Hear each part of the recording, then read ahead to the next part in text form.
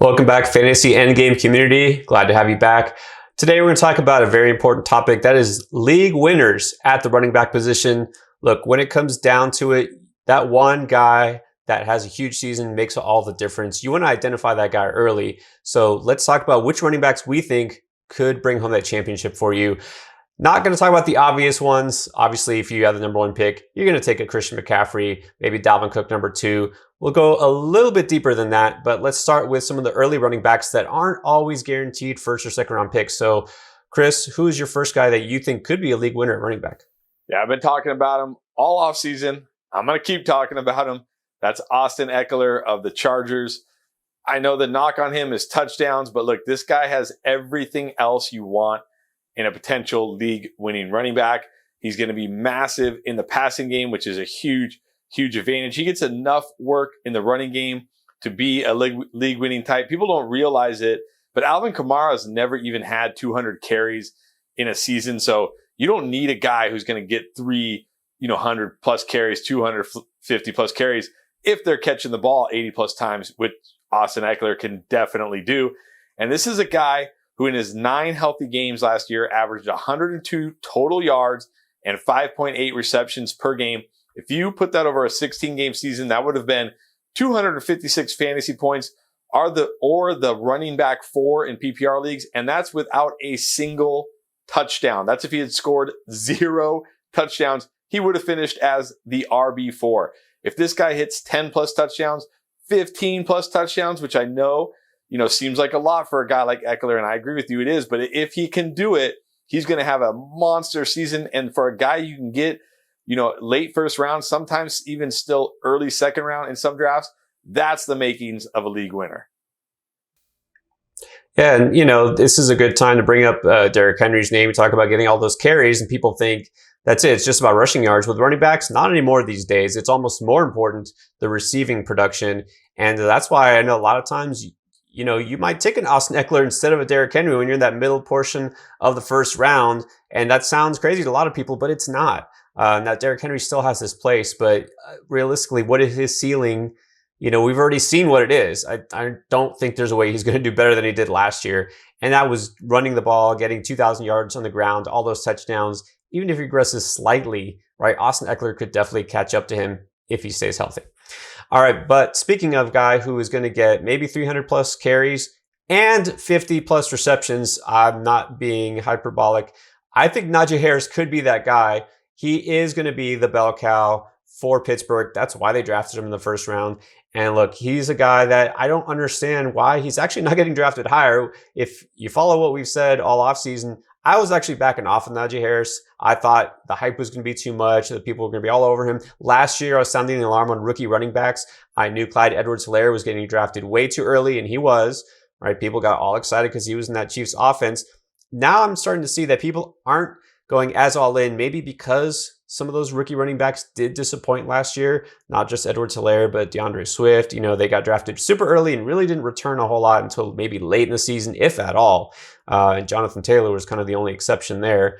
So I think that people are being a little too cautious this year with Najee Harris because he has zero competition in the backfield. He is a good pass catcher. He is an elite runner. He's going to get all the touches. I know, okay, so Pittsburgh's offensive line isn't what it used to be. No, it's not. But I don't think that's going to be a huge issue for him because, again, he's not going to get pulled in goal line situations on passing downs. And that might impact his efficiency a little bit. But again, the number one predictor of fantasy production for a running back is touches. You know what number 2 is? Snaps. Those go hand in hand, right? He's going to get those. And I think that he will be just fine. So I really think that in the second round, the fact that he's available, I mean, he's almost a must-have. You pull the trigger every time, whether you went running back in the first round or not. All right, let's keep going, Chris. Now we get to the second, maybe even third round range. Who's another running back you have your eye on? Yeah, another second round running back, Antonio Gibson of my football team. The reason why I'm coming around on him, I wasn't really on him early in the season, but the more I look into it, the more I'm coming around on him because he has the potential upside that you're looking for. And that's the key here. We're looking for guys with that massive league-winning upside. We're not looking for those safe guys. We're looking for the massive league-winning, top 5 upside. And Gibson has it because, A, this offense is undoubtedly going to be better than it was last year with Alex Smith, Dwayne Haskins, and Kyle Allen.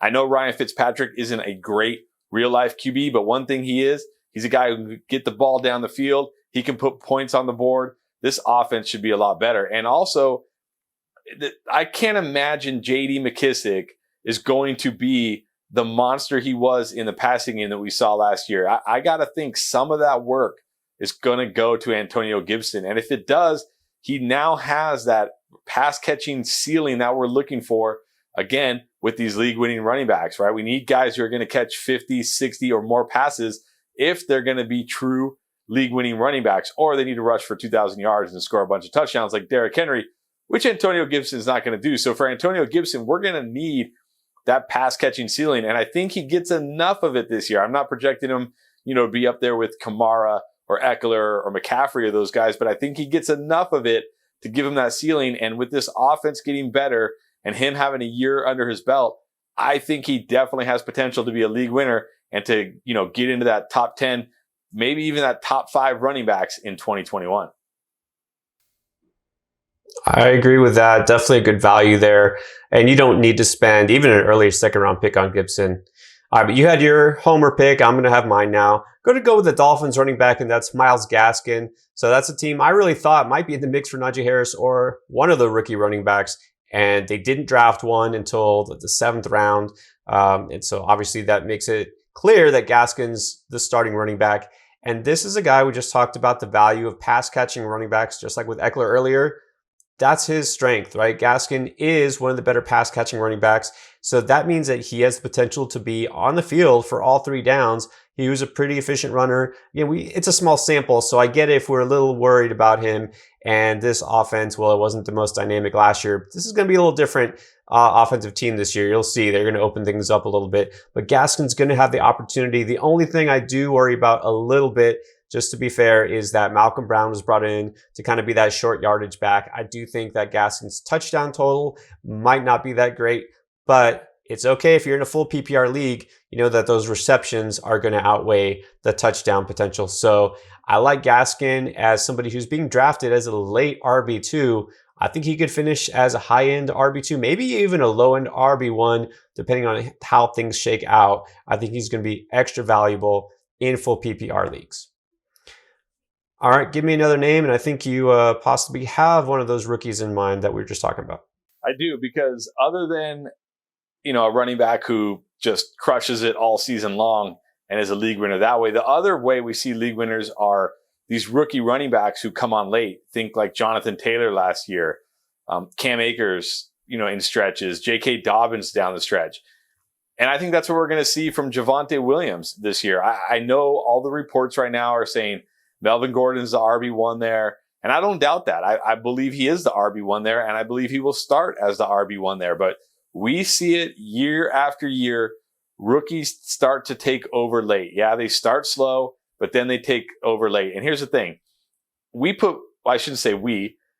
A lot of people put way too much emphasis on the first 5 weeks of the season and not enough on the last 5 weeks. And the last 5 weeks of the fantasy season are significantly more important than the first 5 weeks. So, like last year, a lot of people drafted Jonathan Taylor, in that 6th round range, Cam Akers in that 5th round range, and then dropped them because they weren't doing anything and regretted it down the stretch when it mattered the most. So look, Javonte Williams might not give you a ton of fantasy points early in the year, but that's okay. You should be drafting him as your RB2. Hopefully you're drafting him as like an RB3 or maybe even an RB4. Just be patient. He'll take over sooner or later. And when he does, he's going to be a league winner when it matters the most, down the stretch and in the fantasy playoffs. So please don't drop this guy during the season. Hold on tight. You'll have a league winner by the end. Absolutely right. I mean, unless you're playing best ball where it doesn't matter which weeks they do well, in a typical redraft league, you have to look ahead. You have to look towards the fantasy playoffs. Of course, we can't always see the future. We don't know who's going to be valuable and who's going to be hurt and all that. But you can do your best to project, what the carries might look like. So that's a perfect segue to my final running back, and that is Trey Sermon. The case for Trey Sermon is really simple. Jeff Wilson. So if you remember Jeff Wilson from last year, I know I do because there was a league or two where I picked him up. I know we advocated, Chris, when we do our weekly waiver wire pickups, last year, we were talking about him for a while. Pick him up because everybody else in the 49ers backfield was hurt. And guess what? He wound up having that huge monster game right at fantasy championship time for a lot of people.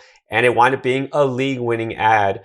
Now, Trey Sermon, you're going to have to draft him. You're not going to wait and see if he's on waivers because he probably won't be, because a lot of people have kind of caught on. This Shanahan system is friendly to running backs. It doesn't matter who it is. But right now, Raheem Mostert and Trey Sermon kind of being drafted interchangeably around the same range.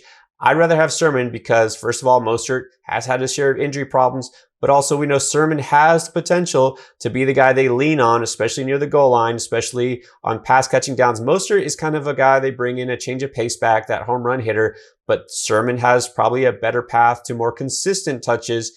And I really think towards the end of the year, there's a good chance that Sermon is their main back just because rookie coming in, again, they traded up to get him in the 3rd round. They think highly of him. He's going to fit the system well. Even if Mostert is healthy and still around, Sermon will have a big enough role. And they actually have a really favorable schedule. If you look ahead, week 14 through 16, the 49ers play some pretty bad defenses, Houston being one of those teams. So Sermon is definitely one of those guys that you look back and think, I really wish I would have got him earlier. All right, those are our league winners. Who do you think we left out? Is there a guy on your radar that maybe we missed? Hit us up with a comment. Let us know what you think of our picks. We're going to do this again for wide receivers to let you know who we think you should be drafting to help you win. That's our goal. All right. Thanks for watching.